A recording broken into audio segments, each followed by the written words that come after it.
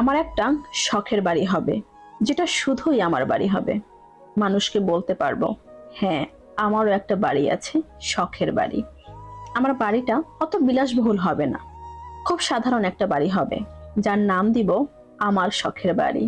বাড়িটা নিজের মতো করে সাজাবো। বাড়িতে যা থাকবে সব আমার পছন্দ মতো। বাড়ির গেইটে লাগাবো বাগান বিলাস গাছ। বাড়ির সামনে এক পাশে লাগাবো গোলাপ, বেলি, হাসনাহেনা, রজনীগন্ধা আর হরেক রকমের ফুল।